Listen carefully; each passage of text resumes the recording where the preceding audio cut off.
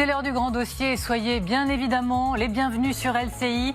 Aujourd'hui, 7 ans en jeu, sous-marin russe détruit, Poutine humilié. Une opération militaire qui fera date. Hier, le SBU, service de sécurité d'Ukraine, a partagé largement sur les réseaux sociaux ces images. Il revendique l'attaque d'un sous-marin stratégique russe en pleine base navale. Et c'est la première fois qu'un robot sous-marin autonome, le Sub-Sea Baby, on vous dira tout, frappe ainsi une cible militaire. Comment un tel submersible russe, comportant des missiles de croisière calibre si précieux, a-t-il pu être touché? Comment une telle base militaire a-t-elle pu être touchée? Humiliation pour le Kremlin, on s'interroge, on y répond. Quand quelques heures plus tôt, on apprenait qu'un sous-marin russe avait été traqué 3 jours durant le long des côtes et du littoral des Hauts-de-France par les Britanniques. La guerre sous-marine fait-elle rage? Écoutez, regardez. D'un drone qui coûte 250 000 $, qui détruit un sous-marin qui en vaut 350 millions. Les Russes aujourd'hui n'ont développé aucun équivalent de ça et aucune contre-mesure à cela. Ce qui est sidérant, c'est que le port soit pas mieux protégé. L'Ukraine a conservé toute sa combativité. Il faut souligner l'exploit tactique des Ukrainiens parce que c'est quand même loin, ce port de Novorossiysk. C'est véritablement un exploit. On peut dire que l'armée ukrainienne est sans doute la meilleure armée du monde. Et pour tout comprendre, pour tout décrypter, je suis ravie de saluer sur ce plateau Sylvie Berman, bonjour. Merci beaucoup d'être avec nous. Vous êtes ancien ambassadeur de France en Russie. Général Yakovlev, ravi de vous retrouver bien évidemment. Vous êtes ancien vice d'état-major du SHAPE, c'est l'OTAN. Xavier Giacomoni, ravi bien sûr également. Vous êtes éditorialiste international LCI. Le grand dossier, sous-marin russe détruit, Poutine humilié, c'est donc parti. Mais d'abord, parlons de cet ultimatum de Noël. Washington exige de l'Ukraine que l'Ukraine parvienne à un accord d'ici Noël, sinon les conditions pourraient se détériorer. C'est ce que nous dit ce matin le média Politico. Les États-Unis qui ont accordé à l'Ukraine plusieurs jours pour résoudre les questions surtout de garantie de sécurité. On va tout comprendre ensemble. D'abord, on écoute Donald Trump et son enthousiasme ces dernières heures sur ce dossier. Regardez. Nous avons eu des discussions très longues et très fructueuses. Et encore une fois, je pense que les choses se passent plutôt bien. Nous avons eu de nombreuses conversations avec le président Poutine. Et je pense que nous sommes plus près du but maintenant que nous ne l'avons jamais été. Jérôme Garraud, merci beaucoup d'être à nouveau en direct avec nous depuis Moscou avec Vincent Pierron. Alors que les Américains, on en parlait hier en direct ensemble d'ailleurs, Jérôme estime que les Russes vont accepter l'accord. Qu'en est-il? Vous nous disiez qu'il faut attendre quelques heures avant de voir la réaction du Kremlin. Qu'en savez-vous? Bonsoir. Alors on ne sait toujours pas déjà ce qu'il y a précisément dans cet accord négocié par les Américains, mais les Russes ont déjà aujourd'hui, au cours de la journée, clarifié ou plutôt répété leur position. 2 figures de l'État se sont exprimées. Tout d'abord Ryabkov, le vice-ministre des Affaires étrangères, qui dit ceci. Tout d'abord, premièrement, la Russie n'acceptera pas de compromis territorial, donc sur les territoires ukrainiens occupés par l'armée russe et même sur le Donbass qui est toujours tenu par l'armée ukrainienne. Premier point. Second point, la Russie ne signera pas un traité qui prévoit le déploiement de troupes européennes sur le sol ukrainien. Donc en réalité, c'est ce que je vous disais, Moscou ne fait que répéter sa position qui est la même depuis des mois. On savait déjà tout ça. Et l'enthousiasme américain d'hier est donc assez étonnant. Le Kremlin s'est également exprimé. Dmitry Peskov, le porte-parole, a parlé aujourd'hui pour prévenir. Il n'y aura pas de cessez-le-feu ni pour Noël, ni pour cette période de négociation. Merci infiniment Jérôme Garraud avec Vincent Pierron et on se retrouve un peu plus tard, messieurs, on a encore beaucoup de choses à se dire. Je voudrais qu'on comprenne une bonne fois pour toutes ce que l'on comprend, c'est un peu redondant, derrière garantie de sécurité. Elles sont très fortes, elles sont robustes sur les Américains. Mais de quoi parle-t-on?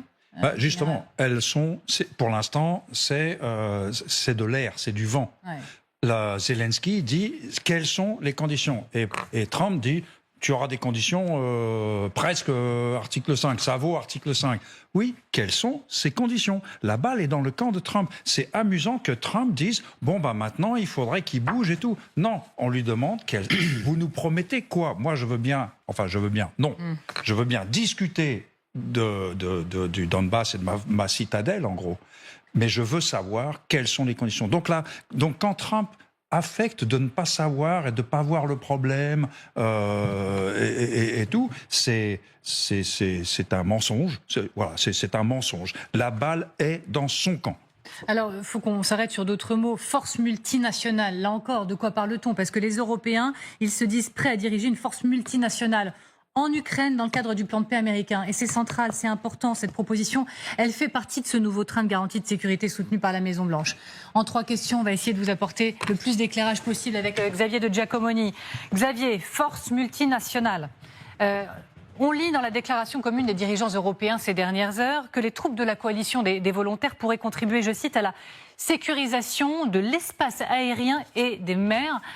Kezako, concrètement. Alors la coalition des volontaires menée par la France et la Grande-Bretagne, il y a une trentaine de pays qui pourraient chacune amener des forces pour sécuriser l'espace aérien. Ça veut dire que cette force pourrait faire la police du ciel, éviter qu'aucun avion russe ne puisse entrer au-dessus de l'Ukraine pour y mener éventuellement soit des actions d'espionnage, soit des actions hostiles. Alors, on n'a pas trop de détails. Est-ce que les appareils seraient positionnés en Ukraine? Est-ce qu'ils décolleraient par exemple de pays limitrophes? On pense évidemment à la Pologne qui a les infrastructures nécessaires. Il y a quand même un vaste territoire à couvrir. Il faut beaucoup d'appareils, il va falloir beaucoup de moyens. Et puis, qu'est-ce qui se passe lorsqu'un Rafale se retrouve face à un Sukhoi? Est-ce qu'il y aura ouverture du feu automatique? Tout ça, on ne le sait pas et c'est évidemment primordial, extrêmement important.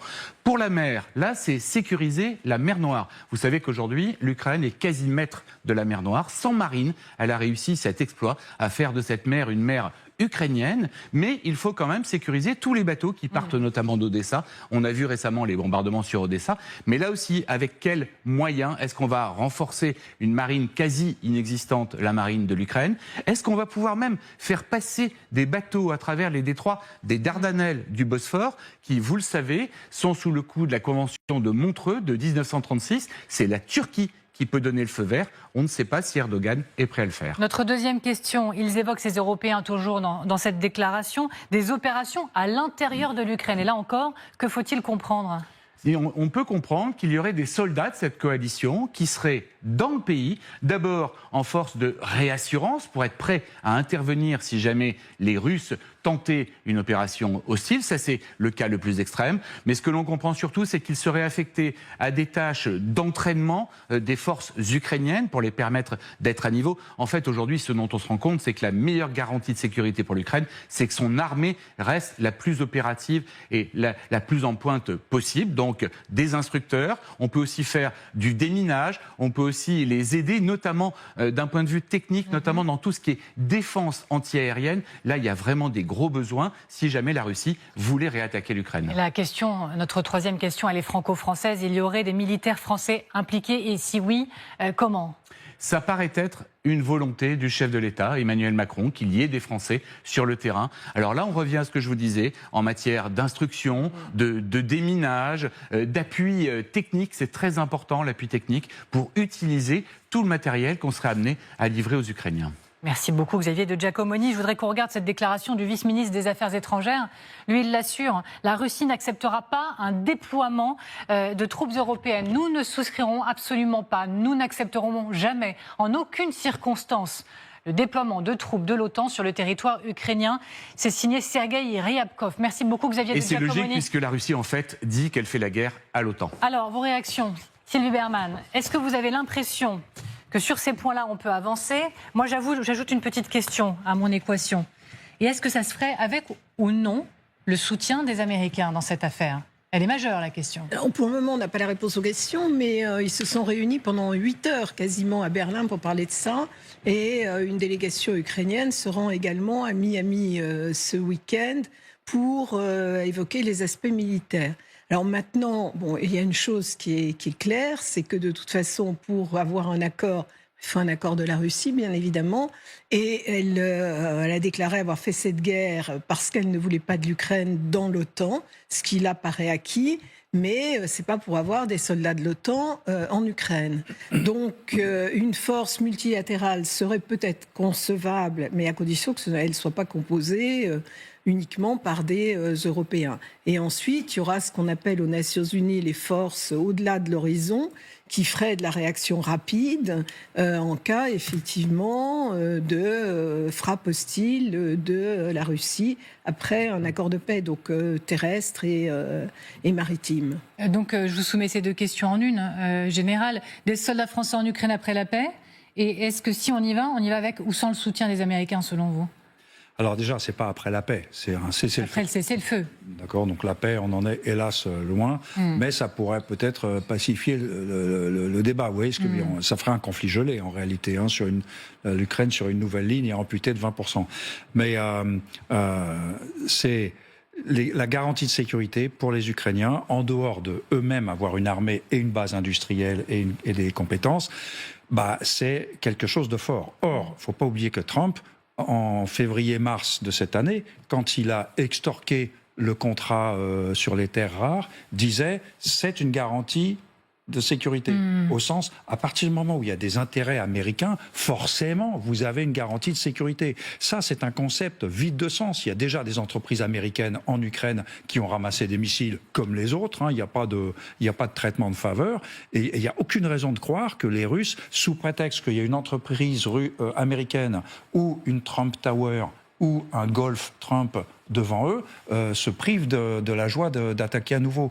Donc Trump fait exprès, je pense qu'il le fait exprès, il fait exprès de faire croire que sa seule parole est une garantie de sécurité et que l'Ukraine doit s'en contenter. Alors justement, la question de la parole de Donald Trump, elle est chaque jour dans la balance. Regardez ce que dit Sergueï Lavrov. Il assure que les Américains ont promis qu'ils aideraient les Russes dans la facilitation du transfert de territoire.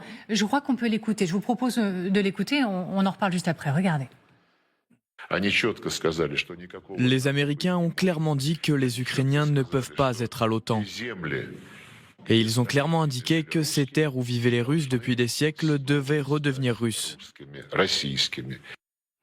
Alors allez-y, oui, Sylvie Berman. Oui, mais moi je crois qu'effectivement, c'est ce qui s'est dit à Anchorage et que Donald Trump achète effectivement cette version russe et que pour lui, c'est rien du tout, c'est 20% contre la paix. Donc il s'est dit, je vais essayer de convaincre les Ukrainiens, ce qu'il essaie de faire depuis le début. Cela dit, il ne leur a jamais non plus forcé la main, il met la pression, mais il sait que s'il n'y a pas d'accord ukrainien, ça ne peut pas marcher. Mais je pense qu'effectivement, d'ailleurs c'est ce que les Russes appellent tout le temps la lettre et l'esprit d'Anchorage. Oui, Xavier. Oui, mais pour les Russes, de toute façon, c'est très très clair. On l'a entendu dans les mots de Lavrov. J'en souriais parce que maintenant ça devient risible, non, parce qu'il y a la guerre, mais ces terres sont russes. Il n'y a aucune discussion. Donc, de toute façon, passez votre chemin. Ces terres sont russes. Le sujet, c'est de se demander dans quelle mesure Donald Trump a dealé avec eux. Donc, la question, c'est de savoir dans quelle mesure Trump a, oui ou non, dealé de transférer ces fameux territoires aux Russes. À mon avis, il leur a dit que ces territoires leur reviendraient à terme et les garanties de sécurité qu'il va accorder à l'Ukraine. C'est pour ça que tout ça reste extrêmement flou. Il y a uniquement les Européens qui essaient de mettre un cadre, qui essaient de mettre les choses noir sur blanc pour que, à terme, l'Ukraine soit plus en sécurité qu'elle ne l'était avant. Les Ukrainiens, ils se souviennent de 1994, le mémorandum de Budapest. Personne n'est venu à leur secours, ou alors très très peu. Mais pour les Russes, il y a même pas de discussion en fait. Ils essaient de gagner du temps. Je pense qu'ils regardent ce qui s'est passé à Berlin, toutes ces discussions entre occidentaux, en souriant légèrement du coin de la bouche et en se disant de toute façon à la fin, nous imposerons nos conditions non seulement à Volodymyr Zelensky, mais aussi à Donald Trump. Et les terres rares ne garantissent strictement rien aux Ukrainiens, comme on a pu le croire à un moment aussi, de manière un peu naïve. Vous savez que chaque journée est alimentée par ce questionnement de savoir si Trump va trahir. C'est ce que pensait Emmanuel Macron, il l'a dit lors d'une réunion il y a une dizaine de jours, et s'il va nous lâcher. Sur cette question, et s'il nous abandonne, Donald Trump, quelle suite, quelles conséquences? Écoutez ce que disait le général Pierre de Villiers, il était l'invité de David Pujadas hier sur ce plateau, ancien chef d'état-major des armées. Écoutez. Si les États-Unis nous abandonnent en Europe, mais nous sommes dans une difficulté énorme. Moi, je ne pouvais pas faire certaines opérations sans les Américains. Et M. Trump pousse vers l'augmentation, il a dit 5% du PIB pour les pays de l'OTAN, parce qu'il sait très bien que notre plateforme industrielle française et européenne n'est pas prête. Donc les pays seront obligés de commander de l'armement américain. Cette stratégie, elle a le mérite de la cohérence, de la simplicité. Elle est facile à lire. Si vous lisez la stratégie européenne ou française facilement, il faut m'expliquer. Général Yakovlev, c'est très concret ce qu'il nous dit, le général de Villiers. Il y a des opérations qu'on ne pourrait plus mener parce que les Américains ne seraient plus à nos côtés ? C'est très concret et j'espère qu'il m'en voudra pas. Je suis pas tout à fait en accord avec lui. Pour faire des opérations à l'américaine, oui, il faut les moyens américains. C'est clair. Et donc, si les Américains quittent l'OTAN, je ne sais même pas si on peut dire si, à l'heure actuelle. Plutôt que quand. Quand les Américains quitteront l'OTAN ou nous laisserons tomber, etc., il faudra qu'on apprenne à faire la guerre autrement. Mais regardez les Ukrainiens. Les Ukrainiens, en 2022, ils ont découvert une nouvelle forme de guerre. Donc, faire la guerre à l'américaine, sans les Américains, on ne sait pas faire. C'est pas la même chose que on ne sait pas faire la guerre, point. Et en ce qui me concerne, le départ des Américains, et je le regrette, mais le départ des Américains, ça aurait le mérite de la clarté. C'est comme un divorce. Une fois que c'est fait, la famille va quand même mieux après. Un divorce, Sylvie Bermann ? Oui, tout à fait. De toute façon, ça montre qu'enfin, il est indispensable qu'on prenne en charge notre propre défense, ce qu'on ne voulait pas ou ne pouvait pas faire avant, d'autant plus que les Américains nous encourageaient à augmenter la part du PNB consacrée à la défense, mais pas à être autonome. Maintenant, il a raison quand il dit ça. Il le sait très bien. Toutes les opérations en Afrique ont eu besoin de la logistique américaine. On ne l'a pas fait tout seul, même en Afrique. Et là, il y a toujours le problème du renseignement. On n'a pas le même niveau que les Américains. Alors, et d'ailleurs, les Ukrainiens en ont désespérément besoin. On a peut-être une nouvelle preuve, j'ajoute une pierre encore à notre édifice, mais de ce désengagement américain. Le Pentagone veut secouer son état-major. C'est ce qu'on a appris ces dernières heures. C'est une information du Washington Post. Je vais être beaucoup plus clair. On parle même de la plus grande transformation de ces dernières décennies. Le Pentagone planche sur une réorganisation profonde de l'état-major de l'armée américaine qui réduirait notamment le nombre de généraux 4 étoiles et l'importance des commandements en Afrique, également en Europe. Pour beaucoup, tout ça, c'est synonyme de désengagement, en grande partie. On est d'accord avec ça ? C'est ce qui s'écrit à travers cette information ? Oui, c'est aussi un synonyme de démontage de l'efficacité militaire actuelle, mais ça, il s'en fout total, Exeth, c'est pas son truc. Donc, la structure américaine actuelle, elle a des défauts, elle a des pesanteurs et tout, mais elle a des grandes qualités. Entre autres, d'avoir des commandeurs de théâtre qui vivent dans le théâtre, qui connaissent le théâtre et qui ont un rang très élevé, qui sont reçus quasiment comme des chefs d'État dans la plupart des pays de l'Alliance et des partenaires. Là, si jamais ils décident de tout centraliser, de tout faire depuis Washington, c'est encore un attribut de leur puissance qu'ils vont abandonner, alors qu'ils l'ont déjà. Ils l'ont depuis 70 ans. Je ne comprends pas.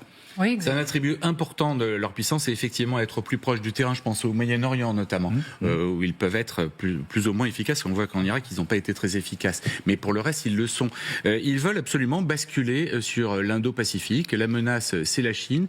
Et je suis d'accord avec vous, Général. Le problème de Pete Hegseth, c'est pas tout à fait ça. C'est surtout d'imprimer sa marque sur l'armée américaine, qu'on puisse dire plus tard qu'il a été un secrétaire à l'armée, d'ailleurs, non plus à la défense, exceptionnel, extraordinaire. Il n'en prend pas le chemin avec toutes les bévues qu'il a pu faire jusqu'à maintenant, en ordonnant de tirer sur des barques à plusieurs reprises, notamment en commettant un crime de guerre, et puis notamment en se faisant signaler par le fameux Signalgate, ces informations qui avaient été divulguées dans la presse. Maintenant, cela n'empêche pas qu'effectivement, en Europe, on peut s'attendre à plus ou moins brève échéance, on le voit déjà en Roumanie notamment, à un retrait physique de soldats américains, qu'il y ait beaucoup moins de soldats américains. Il va falloir que nous apprenions à faire seuls, à faire différemment. Là, je suis d'accord aussi avec le général. Peut-être que les méthodes américaines sont des méthodes de quelqu'un qui a largement les moyens, quasiment 1000 milliards de budget militaire. Nous n'avons pas les mêmes moyens, mais le plus gros problème pour nous aujourd'hui, ça va être l'industrie militaire. Il faut de toute urgence relancer notre industrie. En Europe, en Allemagne un peu, mais selon des procédures très très très lourde avec de gros acteurs extrêmement puissants en termes de moyens. Il faut vraiment enlever toutes les procédures, aller le plus vite possible, notamment par exemple, vous le savez très bien Amélie, dans le domaine des drones. Bien évidemment, et on va reparler de cette question des drones, elle est majeure. PME. Après les alertes de nos hauts gradés en France, écoutez maintenant celle des hauts gradés britanniques. Vous allez entendre dans un instant l'alerte de la patronne du MI6, le renseignement britannique, parole rare, mais d'abord arrêtons-nous sur celle du chef d'état-major des armées britanniques, Richard Knighton, c'est le général Mandon britannique. Et voilà qu'il dit, plus de personnes doivent être prêtes à se battre. Fils et filles, collègues, anciens combattants, tous auront un rôle à jouer. Construire, servir et si nécessaire combattre. Et davantage de familles sauront ce que signifie le sacrifice pour notre nation. Fils et filles, le général Mandon, c'était nos enfants. Est-ce que les hauts gradés européens s'unissent quelque part pour donner de la force à ces propos? Je ne parle pas de se coordonner, mais donnent raison en tout cas au général Mandon.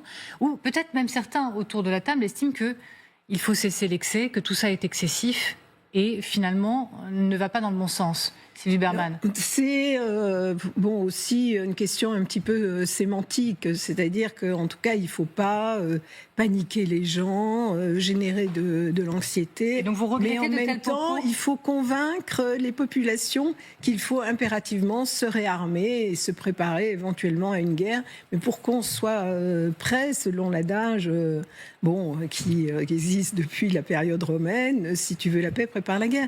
Donc c'est ça le message qu'ils veulent faire passer. Il faut se préparer de toute façon. On fait des planifications de contingence. Alors sur les sacrifices, les armées françaises et britanniques sont les seules en Europe qui acceptent les risques du métier, c'est-à-dire de payer le prix du sang. Moi, j'ai connu toutes les opérations européennes, les opérations des Nations Unies. Il y a eu des morts. Et les Britanniques et les Français l'acceptent, ce qui n'est pas le cas d'autres pays, notamment les Allemands et probablement d'autres au sein de l'Europe qui veulent des guerres zéro mort. Général. Oui, absolument. On est toujours dans le discours. Je ne peux vous promettre rien d'autre que de la sueur, du sang et des larmes. Hein. C'est Churchill. C'est Churchill. Ça tombe bien pour la Britannique. Voilà. Donc on est dans ce discours-là. Mais c'est excessif ou non, selon vous? Moi, je pense qu'il est temps de réveiller les gens, mais je constate que ça marche parce que en dehors des alors il y a des excès, il y a eu du buzz, etc. Se fait jour dans l'esprit du public français, me semble-t-il, que le monde des bisounours, c'est fini, c'est derrière nous. Les gens, je crois, le comprennent de plus en plus. Donc, je pense qu'on a. Est-ce qu'on est trop anxiogène ou pas? Je sais pas. Je voudrais pas être le général dont on dira qu'il a endormi tout le monde, non plus. Sylvie Bermann. Non, mais de fait, il y a des gens qui ont peur. On a vu ici sur ce plateau, dans le public, des femmes qui nous disaient « Moi, j'ai des enfants et j'ai peur ». Donc, il faut faire attention à ce qu'on dit, tout en incitant effectivement la nation à se préparer et à renforcer à la fois le budget, la base industrielle de la défense et la capacité à se défendre. Je viens vers vous, je voudrais juste qu'on écoute à nouveau le général de Villiers qui, lui, a dit son soutien au général Mandon. Regardez.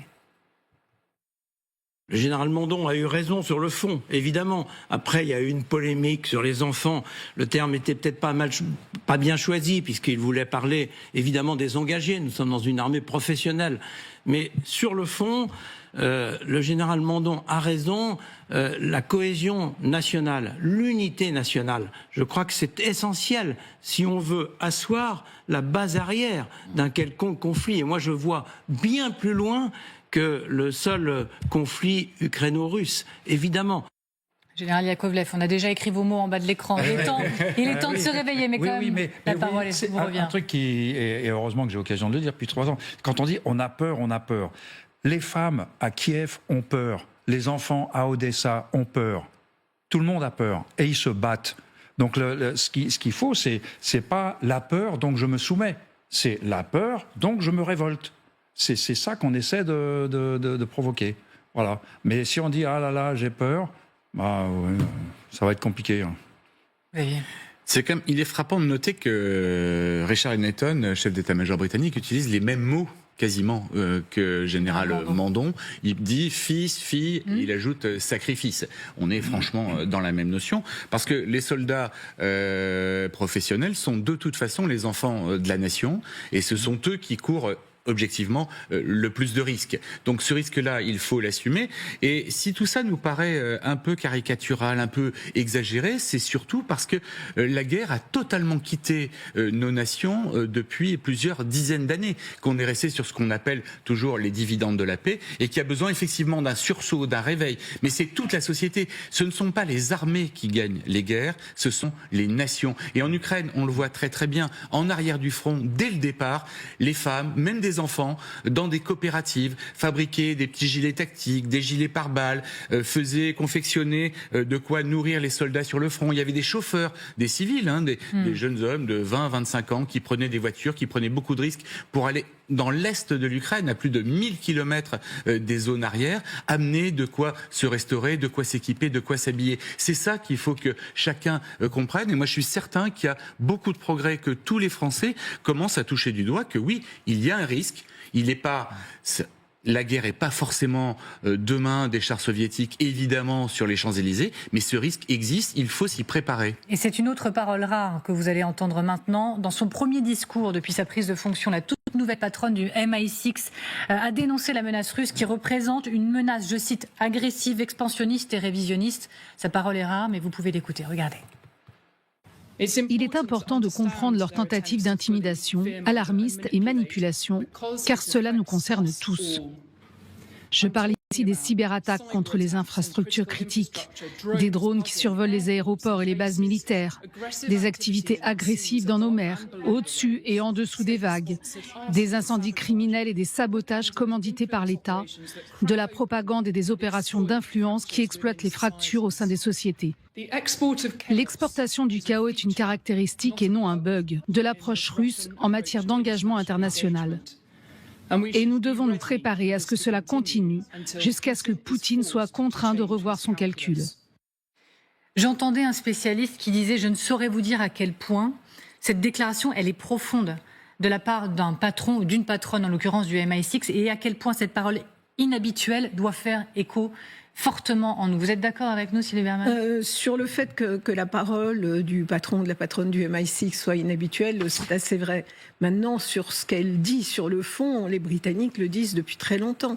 À l'époque où j'ai envoyer la patronne du MI6 tenir ces propos-là, quel sens ça ? Non, mais parce que ça va dans le même sens que les propos du chef d'état-major, que toutes les déclarations qui sont faites, et il y a effectivement une forme de coordination européenne.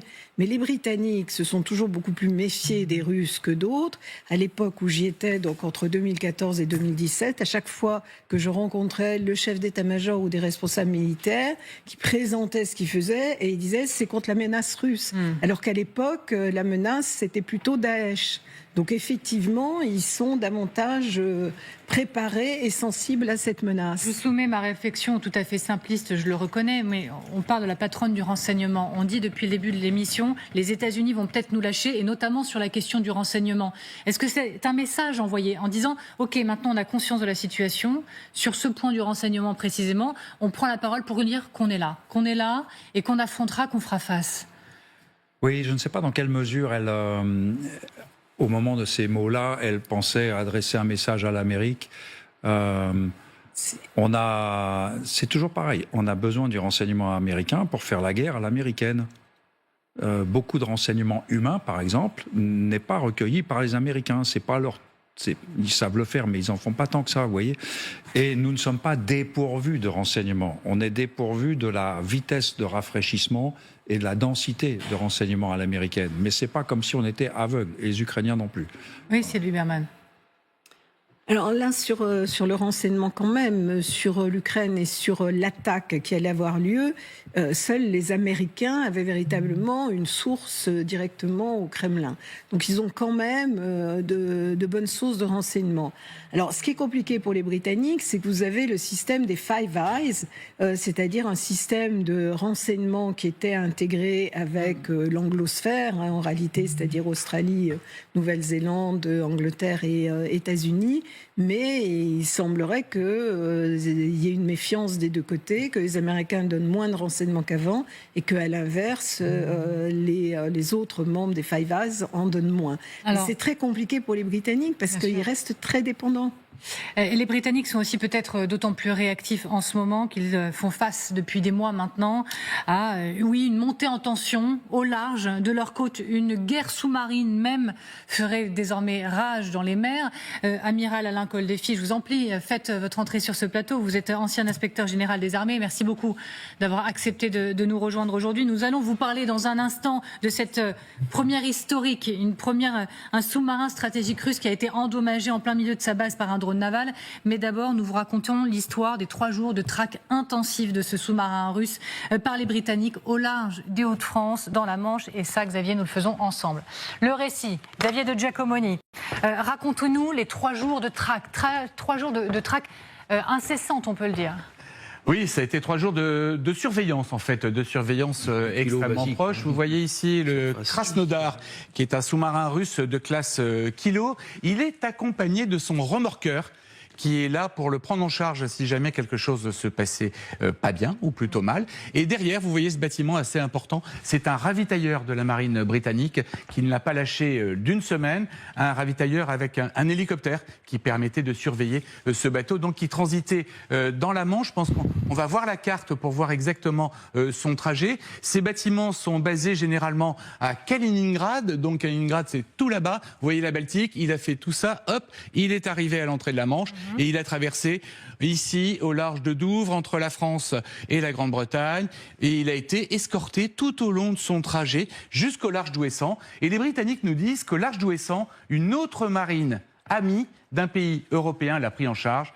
A priori, il n'y a pas eu de confirmation, d'ailleurs pas de communication par la France, par le CIRPA mer, mais au large d'Ouessant, il a été pris en charge par la France, a priori. Vous savez qu'ici, il y a l'entrée du Goulet de Brest, qu'il y a l'île Longue avec nos sous-marins nucléaires. Alors, ce bâtiment, il est resté en surface pendant toute la traversée, ce qui n'a rien d'inhabituel, en fait, parce que c'est un endroit où il y a énormément de trafic maritime. En prime, ce sous-marin n'est pas un sous-marin nucléaire, c'est un sous-marin électrique qui recharge ses batteries avec un moteur diesel. Il ne peut rester en plongée que 3 à 5 jours. Donc pour économiser ses batteries, il a fait cette traversée un peu en convoyage en étant en surface. C'est pour ça qu'on a pu le repérer sans aucune difficulté. Ce qui est à noter, c'est que ce genre de traversée est en augmentation de plus de 30% depuis le début de la guerre en Ukraine, d'après les Britanniques. Alors justement, on va en reparler. Merci beaucoup Xavier de Giacomoni. Amiral Alain Coldefy, ancien inspecteur général des armées. Tout ce que l'on sait là, tout ce que l'on apprend, n'est-ce que la partie immergée de l'iceberg, c'est-à-dire du trafic de sous-marins russes dans nos mers et au large de notre littoral?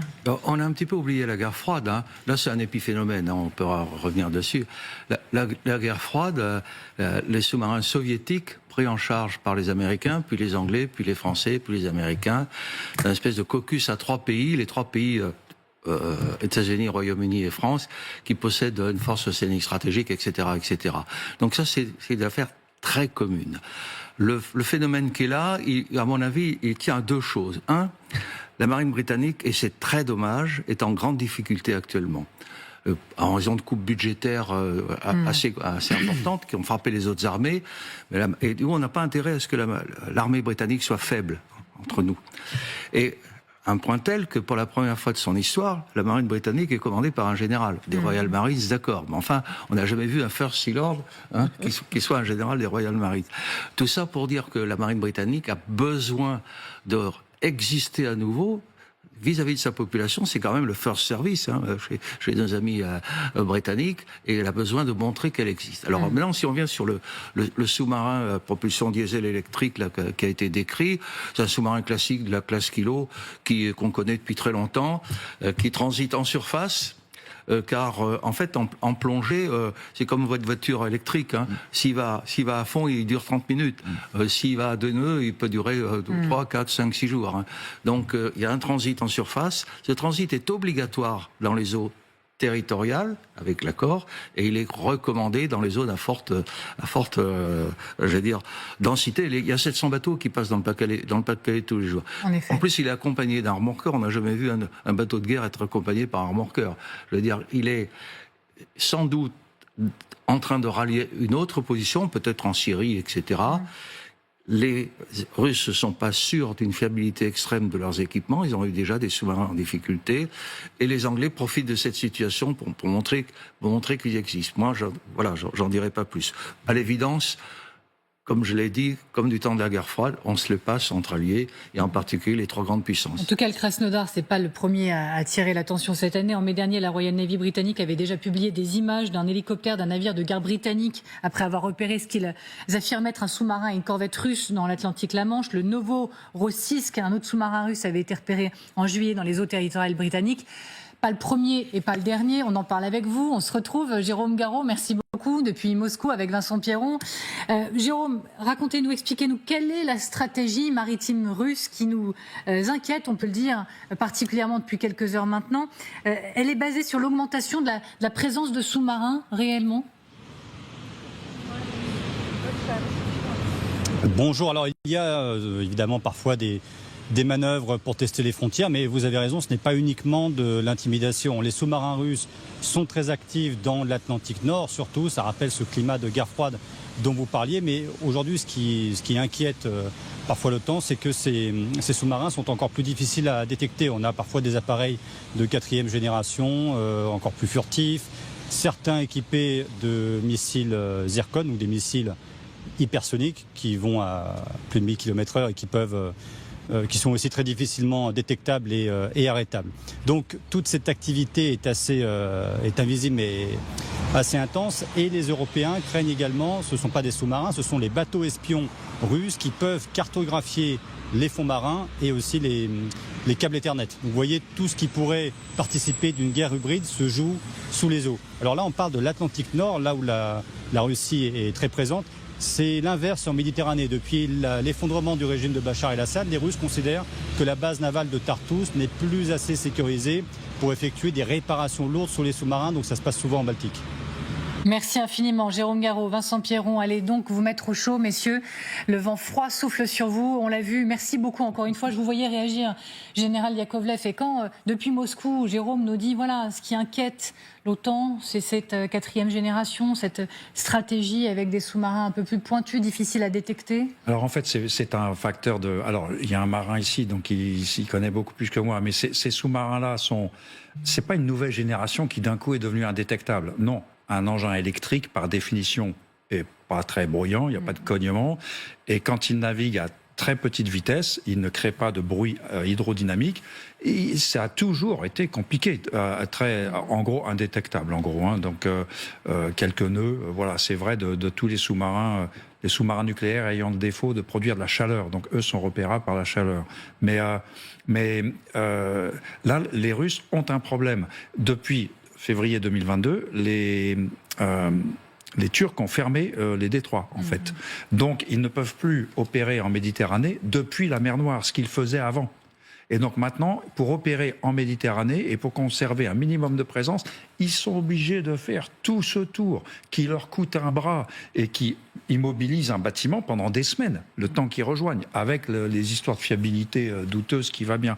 Donc en fait, on assiste à une marine qui est au bout du bout, en réalité, sur ce coup-là. Alors, la Royal Navy, elle a indiqué jeudi dans un communiqué qu'elle était prête, je cite, à enclencher des opérations anti-sous-marins si le Krasnodar avait plongé dans les eaux. Donc ça n'a pas été le cas, mais en quoi ça consiste, des opérations anti-sous-marins, Oui, ça consiste à pister le sous-marin comme on le fait depuis tout temps, comme on essaie de le faire, avec des moyens aériens, avions de patrouille maritime qui disposent de bouées, de sonars et même d'armes, avec des frégates, avec des hélicoptères. Le pistage des sous-marins, c'est la guerre la plus difficile. Je rappelle que Churchill ne craignait qu'une seule chose, c'est les sous-marins allemands, pour couper le cordon ombilical entre les États-Unis et l'Europe. Et que si tous les pays ont mis leur dissuasion au fond des mers, c'est que c'est quasiment indétectable.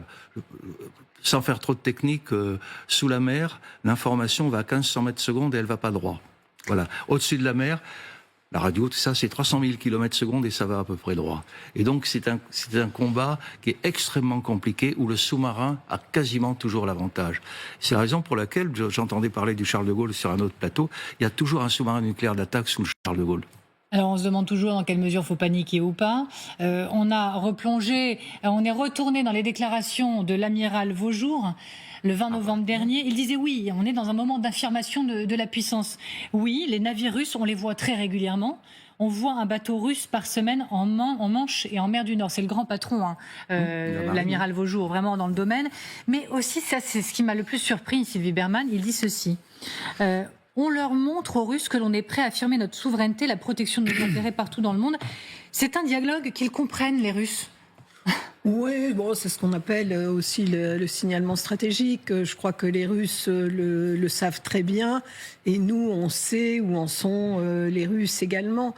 Vous parliez tout à l'heure de la guerre froide. Moi, j'étais en poste à Moscou du temps de l'Union soviétique. Le grand roman que les Russes lisaient aussi, c'est La poursuite d'Octobre Rouge. On l'a toujours. Mais oui. Et donc, finalement, on est toujours là, même si on a des sous-marins qui sont effectivement aujourd'hui moins détectables. Oui, Xavier, en quelques mots. Oui, je voulais souligner que l'opération de com de la marine britannique se retourne un peu contre elle, parce que c'est pas avec un ravitailleur, fût-il équipé d'un hélicoptère qui peut survoler le bâtiment, mais il peut pas faire grand-chose d'autre, qu'on peut lutter contre les sous-marins russes. C'est avec des frégates anti-sous-marines qui ont des sonars, qui ont des dispositifs très précis pour écouter les sous-marins, pour voir leur direction et justement les pister si jamais il avait plongé. Avec le ravitailleur, si le sous-marin russe avait plongé, les Britanniques ne pouvaient pas faire grand-chose. En fait, ça montre une faiblesse britannique. Alors il faut qu'on avance sur une autre affaire, et celle-ci, elle a beaucoup plus de résonance en réalité depuis quelques heures. Ce coup dur pour la Russie, et pour certains, c'est rien de le dire. Un sous-marin équipé de missiles calibre a été détruit par des drones Subsea Baby. Vous inquiétez pas, vous saurez tout, on va tout vous expliquer. Ça s'est passé en mer Noire. On parle d'une perte à 400 millions de dollars. Pour aller plus loin, c'est ensemble que nous avançons vers le tableau, l'écran géant. Général Yakovlev, non, pas d'inquiétude particulière. Non, mais avec l'amiral... Il vous corrigera après. Faites comme ça. Il vous regarde. N'ayez point peur. Donc c'est hier que le SBU, Service de sécurité d'Ukraine, a partagé sur les réseaux sociaux les détails d'une opération militaire qui, pour certains, va faire date. Images. Donc, selon les images des médias ukrainiens, ces fameux drones Subsea Baby, on y reviendra plus tard, ukrainiens ont frappé un sous-marin russe dans le port, et c'est important, de Novorossiysk. Les images de l'explosion, elles sont assez nettes, même si elles n'ont pas été authentifiées, il faut être complet. Mais que voyez-vous, vous, et quelle est votre analyse, Général Yakovlev? Bon, alors déjà, si c'est pas du fake news, vous voyez ce que je veux dire, avec l'intelligence artificielle, maintenant, moi je regarde des images et on attend d'avoir d'autres sources. Tout à fait ça. Si ces images sont authentiques, déjà, ce qui m'amuse, c'est que les Ukrainiens aient ces images. Ça m'amuse, ça. Ils ont un mât, ils ont posé un truc. Alors certains estiment qu'ils ont peut-être piraté justement le système de vidéo du port des Russes. Ah voilà, par exemple. Donc voilà, là c'est une autre capacité. On ne la voit pas, mais elle contribue à l'effet. Alors maintenant, s'ils ont effectivement... Alors en plus, il n'y a pas de traînée, il n'y a pas de sillage, donc a priori c'est effectivement un engin sous-marin. Ça, c'est une nouvelle capacité, parce que jusqu'à présent, leurs drones, les Sea Baby, ils sont très bas sur l'eau, ils sont très discrets, ils ont une empreinte radar très faible et tout, mais malgré tout, c'est un bateau. Ouais. Et au sens, il est visible du dessus, avec un hélicoptère, par exemple. Là, a priori, ce truc-là est rentré, et du coup, la question se pose, comment l'ont-ils guidé ? Enfin, il y a des compétences qui sont nouvelles. Et puis, le sous-marin, le russe, là, si on lui a fait un trou de 2 tonnes d'explosifs, il ne naviguera plus jamais. Ça, il n'est plus question de le réparer. Et visiblement, c'est une perte vraiment importante. Général, il faut qu'on en sache plus sur ce sous-marin de la classe Kilo, un sous-marin dont le surnom n'est autre que Trou Noir. C'est un sous-marin très important. C'est le même que celui qu'on a vu, c'est le frère ou la sœur, pour les navires. C'est le frère de celui dont on parlait tout à l'heure. Pour 400 millions. 6 tubes lance-torpilles, missiles de 2500 km. Voilà, non. Et c'est un engin qui ces sous-marins contribuent aux frappes contre l'Ukraine à l'heure actuelle.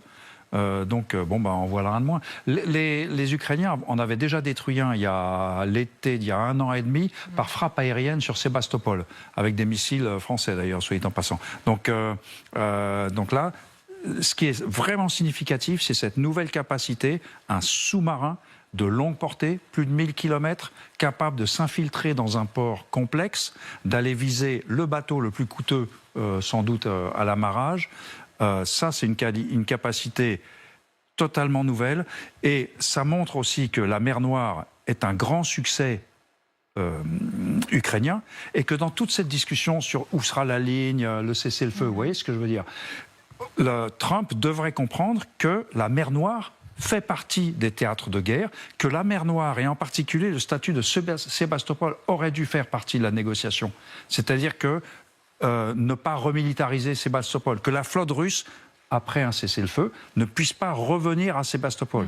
Mais Trump, il comprend rien à la mer Noire, parce qu'on ne joue pas au golf dans la mer, donc voilà, quoi, il ne sait pas ce que c'est, et l'autre, comment il s'appelle, Vitkov non plus, vous voyez ce que je veux dire. Ça, c'est pas un terrain de golf, c'est pas un terrain de golf, donc ils ne savent pas ce que c'est que la mer Noire. Et vraiment, pour tout partager avec les téléspectateurs, des vidéos relayées par ce qui est présenté comme le ministère de la Défense russe montrent un démenti des Russes. La légende de la vidéo explique que le sous-marin en question n'a subi aucun dégât visible, mais n'en dit pas plus. Alors que, encore une fois, de nombreuses vidéos relayées par les réseaux sociaux et par les renseignements ukrainiens montrent des dégâts importants. Mais regardez donc ce démenti russe. Les informations diffusées par les services de renseignement ukrainiens concernant la destruction présumée d'un sous-marin russe de la flotte de la mer Noire dans la baie de la base navale de Novorossiysk sont fausses. La tentative de sabotage menée par l'ennemi à l'aide d'un drone sous-marin a échoué. Aucun navire ni sous-marin de la flotte de la mer Noire stationné dans la baie de Novorossiysk ni leur équipage n'ont été endommagés par ce sabotage. Ils poursuivent leur opération normalement. Marc Chassian, merci beaucoup également d'être avec nous, nous avoir rejoints. Vous êtes ingénieur expert en système d'armes. Les Ukrainiens, ils décrivent un moment historique. Est-ce que vous êtes de ceux qui appellent à un peu de prudence ces dernières heures, ou vous rejoignez les Ukrainiens dans leur qualification ? Bonsoir à tous. Alors moi, effectivement, j'ai regardé la vidéo avec la plus grande attention. Alors je suis comme le général Yakovlev, je me méfie aussi des images que l'on peut maintenant générer par intelligence artificielle et qui peuvent être très précises. Ce qui m'étonne, c'est que dans l'explosion, il n'y a pas de gerbe d'eau, ce qui est quand même un peu curieux. Enfin bon, admettons, je ne sais pas comment l'explosion a eu lieu, mais c'est comme ça qu'on peut le voir. Le sous-marin qui est visé, en fait, on le voit pas très bien parce qu'il est en fait sur un quai perpendiculaire au quai que l'on voit sur la grande image. En fait, on distingue son massif, mais on le voit pas très bien. Et si l'explosion a bien eu lieu là où elle a eu lieu, elle s'est située sur l'arrière de la coque du sous-marin. Voilà. Et donc après quel type de dégâts cette explosion a pu avoir sur ce sous-marin avec une explosion située sur son arrière, c'est encore une question que l'on peut se poser. Alors maintenant, si l'on considère que tout ceci est vrai, tous les gens qui, d'un point de vue technique, suivent cette guerre depuis maintenant 4 ans, j'allais dire, alors c'est pas, je veux pas être provocateur, mais j'allais dire, en fait, on attendait ça. Voilà, ça devait se passer. Si vous voulez, quand on observe les progrès techniques que les Ukrainiens réalisent dans ce domaine, quand on connaît l'appui technique que, par exemple, les Britanniques et les Américains fournissent aux Ukrainiens dans le domaine des drones navals, et quand on observe tout ce que les Ukrainiens exposent de manière très ouverte sur les salons internationaux, dans les salons internationaux cette année, moi j'ai vu des tas de très beaux stands ukrainiens avec des nouveaux systèmes d'armes. Il suffit de les photographier, de regarder, d'interroger les gens, et vous savez à peu près où ils vont. Donc cet événement n'est pas une surprise, encore une fois, pour tous ceux qui suivent cette guerre d'un point de vue technique. Le fait d'attaquer, et je parle sous le contrôle de l'amiral, le fait d'attaquer des bateaux dans leur port, c'est pas quelque chose de nouveau. Je vais pas vous refaire Pearl Harbor, mais on trouve des traces d'attaques de bateaux ancrés dans leur port pendant la guerre de sécession. Mais alors, le premier attaque a eu lieu pendant la guerre de sécession. Je me permets de prendre la balle au vol. On reste ensemble, Marc Chassian. Merci encore une fois. Nous, ce qui nous surprend peut-être le plus, parce qu'effectivement, on se dit comme Marc Chassian, on voit la montée en puissance des Ukrainiens en termes de drones, le Sea Babies, on en a beaucoup parlé, là c'est le Sub-Sea Babies, on va y revenir, mais la porosité des ports russes, quoi qu'il en soit, la porosité des ports russes, 4 ans de guerre, comment l'expliquer, les bases stratégiques russes qui sont étonnamment vulnérables? Alors, il y a 2 ou 3 points. Le premier point, une marine efficace, les bateaux sont à la mer. Voilà, sinon ils servent à rien. Ou alors ils sont en entretien. Et ils sont en danger. Et ce sont des cibles. Tous les gros bateaux, à part le Moskva, ont été tirés au port. Donc normalement, la marine russe, elle ne navigue pas beaucoup. Voilà, ça c'est un premier. Et pourquoi ? Disponibilité des matériels, entraînement des équipages, efficacité du commandement, enfin tout un tas de facteurs qui font que, en dehors de la marine, la sous-marine nucléaire russe qui est d'excellente qualité, la marine de surface russe est sous-entraînée et voilà. La deuxième chose, si je regardais cette image, je dirais des nageurs de combat sont arrivés en scooter sous-marin, ont terminé, ont posé une charge et sont repartis. Car là, on voit aucune trace de quoi que ce soit et c'est très difficile de rentrer dans un port. Voilà, il faut en profiter, passer en dessous des filets, etc. C'est assez compliqué. Donc, je ne crois pas beaucoup à un drone qui arrive, qui franchit le port, etc. Bon, quoi qu'il en soit, on reviendra sur la méthode et les subsea babies, mais un sous-marin, s'il est avéré effectivement qu'un tel sous-marin a été touché, frappé, voire même détruit selon certains, c'est une perte stratégique majeure. Oui, bien sûr. Bien sûr, parce que la maîtrise de la mer, elle se fait aussi par la menace sous-marine. Quand vous sortez d'un port, dans n'importe quelle marine que ce soit, en gros, vous vous inquiétez, comme à terre on s'inquiète des mines, quand on marche sur le terrain, on s'inquiète des sous-marins. La menace aérienne, elle est compliquée, elle est dangereuse, etc. Mais la seule menace, parce qu'on ne la maîtrise pas, on ne la voit pas, on ne sait pas où elle est. Il faut aller la chercher, il faut la pister, il ne faut pas la perdre. Et c'est là que se passe toute cette affaire. Donc les sous-marins sont capitaux dans cette affaire. Et là, s'il a été touché, surtout même dans la partie arrière, le nez, on peut le réparer, on le change le nez, il n'y a pas de problème. Il y a des équipements, mais tout ce qui est dans la partie arrière, en général, c'est beaucoup plus compliqué. Donc le sous-marin, il est fini, là. Et donc, Marc Chassillan, faites-nous les présentations avec ce Sub-Sea Baby, parce que quelque chose me dit qu'on va beaucoup en entendre parler encore. Le Sea Baby, nous, on en a déjà beaucoup parlé sur ce plateau. Donc cette version qui peut aller sous l'eau et qui, visiblement, pose de véritables problèmes stratégiques aux Russes. Que faut-il en retenir, en savoir, en connaître ? Alors, c'est un engin qui a pu être, par exemple, largué en mer depuis un bateau mer. Hein, voilà. Donc, et ce bateau mer, ça peut être un bateau tout à fait ordinaire. Hein, ça peut être un bateau civil, voire même un chalutier. C'est pas un gros problème. Donc, on peut masquer, si vous voulez, l'approche de ce Sea Baby de manière très simple. Ça, les Ukrainiens savent faire. Ensuite, il s'agit d'amener sa charge en dessus du sous-marin, du bâtiment que l'on veut viser. Et ça, c'est déjà beaucoup plus compliqué puisque vous savez que les signaux GPS ou les signaux satellitaires de navigation ne traversent pas les eaux. Donc ça signifie que le sous-marin, il doit posséder un système de navigation qu'on appelle inertiel. Hein, voilà. C'est ce qu'on a nous à bord de tous nos sous-marins et de tous nos bateaux de surface. Nous avons des systèmes inertiels de navigation qui nous permettent de nous passer des réseaux satellitaires. Encore faut-il que toute cette affaire ait été au préalablement très bien renseignée. C'est-à-dire que là, pour attaquer un sous-marin comme ça, à quai, il faut un plan de renseignement en béton. Et ces plans de renseignement, aujourd'hui, les Ukrainiens, ils ont soit des moyens humains de le faire, parce que bon, des Ukrainiens qui parlent le russe, il y en a quand même quelques millions, donc ils peuvent être sur place. Et puis surtout, de la vue satellitaire, de la photo satellitaire qui a été fournie par, on va dire, des alliés ou des amis. Donc le plan de renseignement, il est clé. À la base de tout ça, il y a un plan de renseignement très fouillé. Ensuite, techniquement, comme je vous l'ai dit, c'est quelque chose qui est aujourd'hui très faisable. Il y a toute la technologie pour amener un drone sous-marin chargé d'explosifs à un endroit très précis.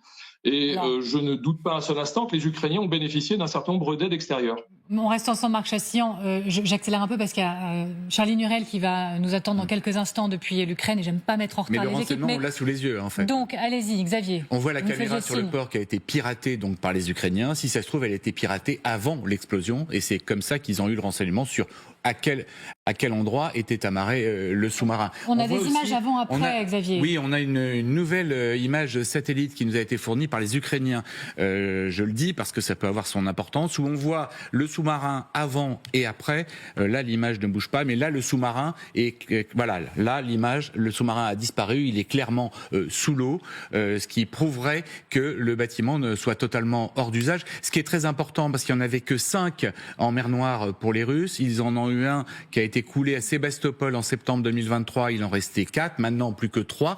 Et ces sous-marins tirent, vous savez, les missiles Calibre qui terrorisent les villes ukrainiennes plusieurs fois par semaine. Maintenant, cette opération de Subsea Baby peut aussi camoufler une opération de commando qui serait allée poser des explosifs sur l'arrière du sous-marin, mais pour maquiller l'opération, on ferait appel au Sea Baby. Alors je sais, Général, que vous me faites signe depuis tout à l'heure. Il faut demander à l'amiral, mais je veux quand même vous entendre sur le sujet. Non, mais vous êtes d'accord avec tout ce qui vient d'être dit?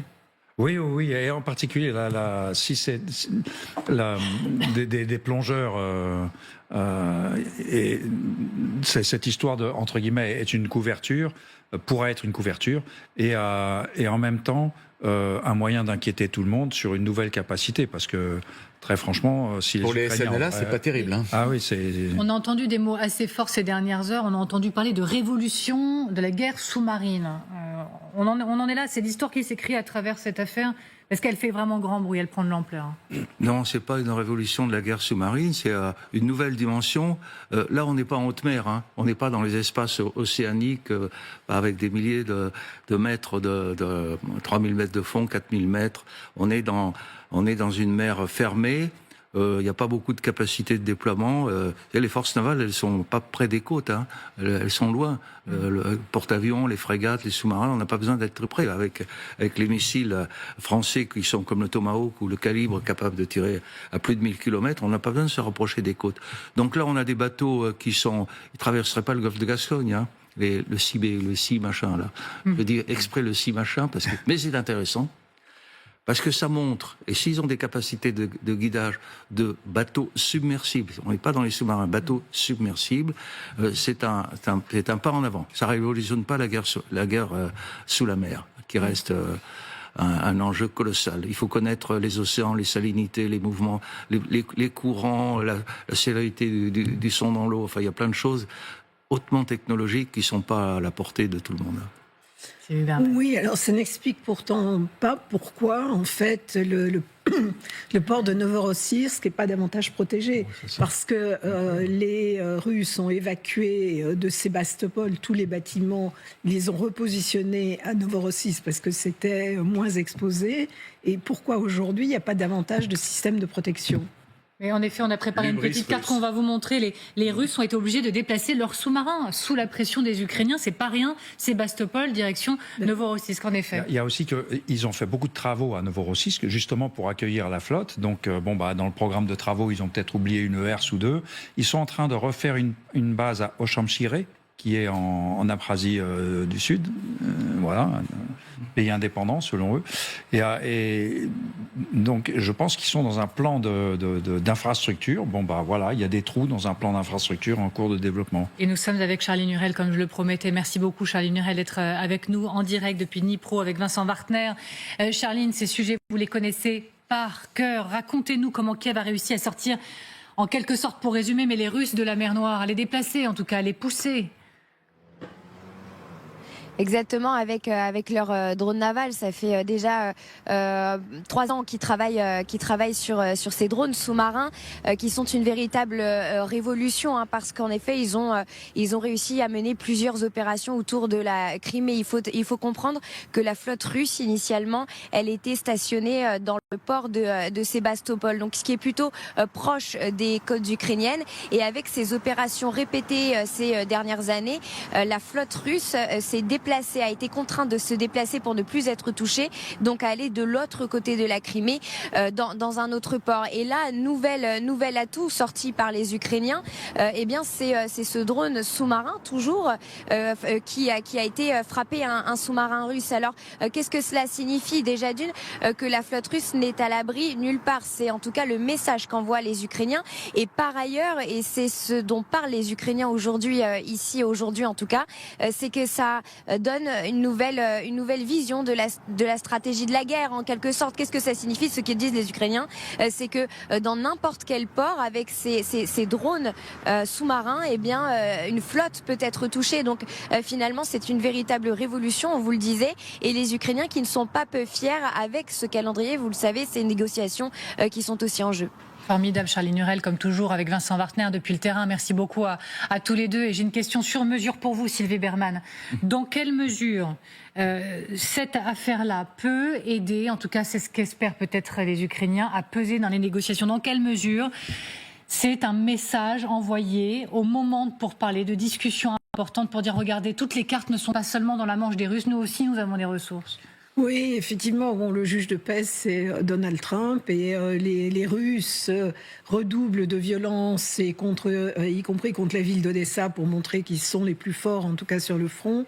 Et de l'autre côté, les Ukrainiens montrent qu'ils ont effectivement des cartes, qu'ils ont une capacité à résister, pas seulement à résister, mais à attaquer également. Donc bien évidemment, ça s'inscrit aussi dans cette perspective-là. Général. Oui, et je reviens sur ce que je disais tout à l'heure. Un accord de cessez-le-feu ou de paix raisonnable tiendrait compte de la mer Noire.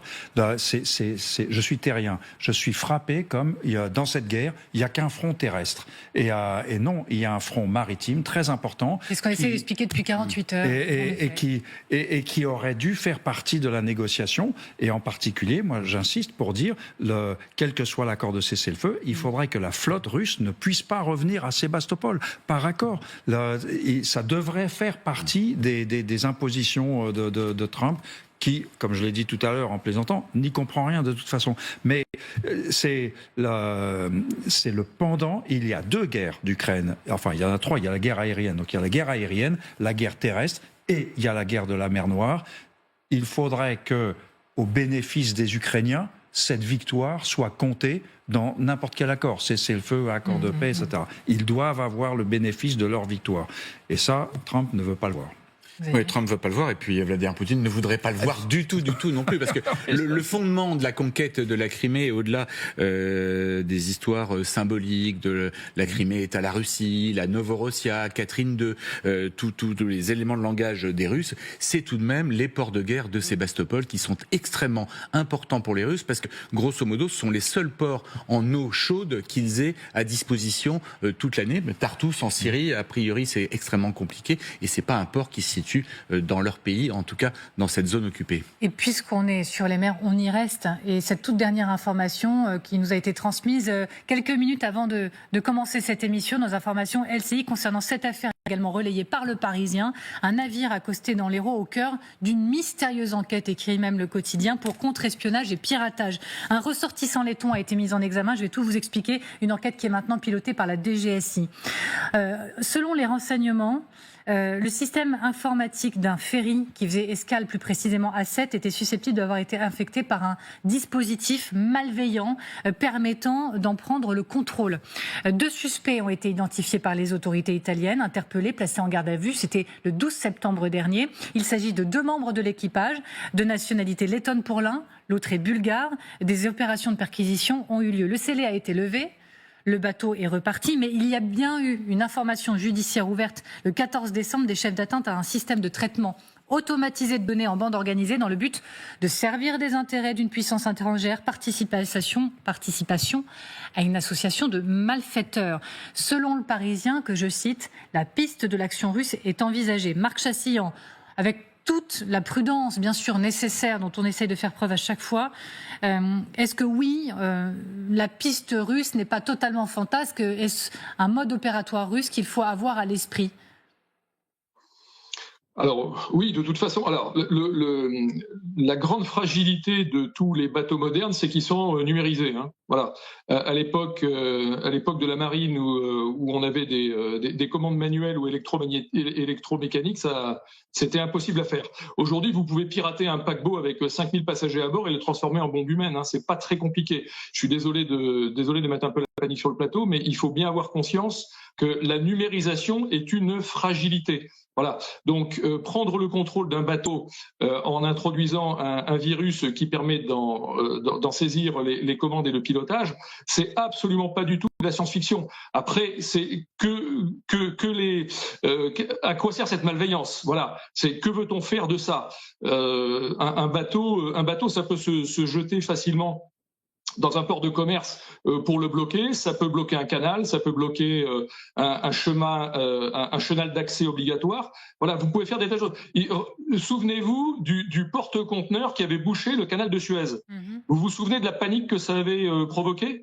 Eh ben, vous imaginez exactement la même chose avec un brave roulier, un cargo roll-on ou un petit bateau de cabotage. Voilà, ça c'est un vrai danger et ça fait partie de la guerre hybride et ça fait partie de ce que moi j'appelle le harcèlement. Alors, continuons d'en parler avec vous, amiral Goldefi. L'espionnage par les mers, nous, on a en mémoire, parce qu'on en avait parlé dans cette émission, le cas du Yantar, un navire de renseignement russe qui a été perçu par les Britanniques au large de leur côte. Et il y avait même eu un laser pointé vers un avion de patrouille maritime britannique. L'espionnage par les mers, là encore, c'est un sujet qu'il faut avoir à l'esprit. Bien sûr, je poursuivrai ce qu'a dit l'intervenant précédent. On dit ça fait longtemps qu'on sait faire tourner en rond des bateaux, faire tomber des avions ou faire dérailler des trains. Ça, on sait le faire. Et le paradoxe, c'est qu'avec la numérisation, particulièrement dans la marine marchande, il y a un moment où on réduisait les équipages en faisant tous les systèmes de maintenance au port et on s'est aperçu que c'était une fragilité. Alors ça, c'est le premier point. Deuxièmement, les navires de renseignement, il y en a toujours. Il y en a au large de Brest depuis 53 ans et depuis qu'on a une force de dissuasion. L'événement que vous citez, c'est un acte hostile. Pointer une conduite, un laser ou une conduite de tir, c'est un acte hostile qui n'enclenche pas la guerre, qui n'enclenche pas le feu, mais qui est considéré comme hostile. On a même vu au sein de l'OTAN des frégates turques pointer des conduites de tir sur des frégates françaises. Là, ça chauffe, hein, parce qu'il faut, on est à une seconde du feu, hein, donc il faut faire très attention. Et c'est pour ça qu'il faut toujours garder ses nerfs quand on est en mer. Hein. Oui, et pas seulement, mais vous en savez quelque chose, amiral, en effet. Allez-y, Sylvie Bernard. Alors, le Yantar, effectivement, qui est un navire espion, se balade depuis des années en mer du Nord, dans la Manche, partout, et il est repéré et suivi, mais là, il n'y a absolument rien de nouveau. En revanche, sur ce mode opératoire, la prise de contrôle potentiellement par de nouvelles technologies, allez-y. On va, pour tirer des conclusions définitives, on va attendre d'en savoir un peu plus. Et on n'a pas de détails sur la façon dont il comptait prendre le contrôle de l'appareil. On a prévenu dès le début, effectivement. Oui, bien sûr. Mais effectivement, d'un point de vue informatique et numérique, c'est pas très compliqué. On peut prendre le contrôle des commandes de barre, on peut prendre des contrôles du GPS, on peut prendre le contrôle de la cartographie, on peut lui truquer ses cartes, on peut lui indiquer des faux points GPS, on peut modifier les coordonnées GPS qui sont rentrées dans un but malveillant. Le pire du pire serait par exemple qu'un dispositif militaire français soit touché. Je pense évidemment en Méditerranée au port de Toulon. Qu'est-ce qui se passerait si un bateau arrivait devant Saint-Mandrier alors qu'il n'est pas du tout annoncé? Vous savez qu'à Toulon il y a aussi des ferries qui vont en Corse, il y a beaucoup de trafic. Ce fantastique qui arriverait en rade de Toulon et qui commencerait à rentrer, il pourrait très facilement toucher des bâtiments de la Marine nationale qui sont en entretien à l'entrée du port et faire de très très gros dégâts. Et je ne sais pas comment on pourrait l'arrêter. Alors, la question, in fine, si on fait la morale de notre émission, quand on parle de ces navires qui circulent traqués pendant 3 jours le long du littoral, quand on parle de ces nouvelles technologies sous-marines à travers les attaques même ukrainiennes, quand on voit le potentiel de cette affaire avec potentiellement de nouvelles technologies pour prendre le contrôle de ferry, capter des informations avec toute la prudence nécessaire, la morale, est-ce qu'il faut améliorer notre protection au niveau des mers? Est-ce qu'on sous-estime encore aujourd'hui l'importance de ce front des mers et est-ce qu'il faut améliorer notre protection? Les Britanniques, ils ont annoncé, je crois que c'était il y a quelques jours, plusieurs millions de livres pour améliorer les capacités de la Royal Navy sur les sous-marins. Partenariat également avec, je regarde mes notes, la Norvège. Oui, alors la France, il n'y a que les militaires français qui considèrent la France comme une puissance maritime. Et le pays lui-même l'oublie, on se perçoit comme continentaux. Je crois que c'est Tabarly qui disait « La mer, c'est le truc que les gens ont dans le dos quand ils regardent la plage ». C'est donc l'amiral. C'est à partir de Tabarly qu'il y a eu une certaine prise de conscience parce qu'il était militaire. Mais quand même 90%, non, c'est peut-être pas pour les Français, ça va être 70% de notre commerce arrive par la mer ou part par la mer. Nous avons combien de frontières maritimes, nous, la France? On en a beaucoup. On a le deuxième territoire maritime mondial avec 11 millions de kilomètres carrés de zones économiques exclusives reconnues par la communauté internationale, c'est-à-dire par l'ONU, juste derrière les Américains, et dans lesquelles on est propriétaire de la surface, de la colonne d'eau, ce qu'il y a au fond et ce qu'il y a sous le fond. Et donc, amiral, la conclusion vous revient. Est-ce que nous devons améliorer, renforcer notre protection? Est-ce que nous sous-estimons le risque lié à la mer aujourd'hui? Alors après, tout est question de moyens, de prise de conscience. Là, aujourd'hui, on parle de la mer, on a plein d'enjeux. On sait qu'on est complètement démunis devant les pêcheurs vietnamiens, chinois, coréens qui pillent des ressources qui nous appartiennent, reconnues par la communauté internationale. On s'aperçoit qu'il y a plein de choses comme ça. Je voudrais juste terminer sur les menaces cyber. La dernière génération de frégates qui vient d'être construite, qu'on appelle les frégates de défense et d'intervention, ab initio ont été construites pour résister aux attaques cyber. Alors qu'avant, on a une coque, une machine, on mettait des armes et on essayait de faire que tout marche bien. Maintenant, elles ont été conçues dès l'origine pour répondre aux attaques cyber. Merci beaucoup, amiral Koldéfi. Merci infiniment, Sylvie Berman. Merci infiniment, Xavier de Giacomoni. Merci infiniment, général Yakovlev. Et je ne vous ai pas oublié, Marc Chessillan. Merci beaucoup à vous d'avoir été une nouvelle fois au rendez-vous. Merci bien sûr à vous de nous regarder. Et puis, si vous souhaitez nous écouter, c'est possible. Le Grand Dossier, c'est aussi une émission qui s'écoute, oui, en podcast. Vous pouvez nous retrouver tous les jours avec toutes les plateformes d'écoute. Alors, Deezer, Spotify, Apple Podcast et toutes les autres. N'hésitez pas. Le QR code, il est là. Vous flashez, vous scannez et vous nous retrouvez.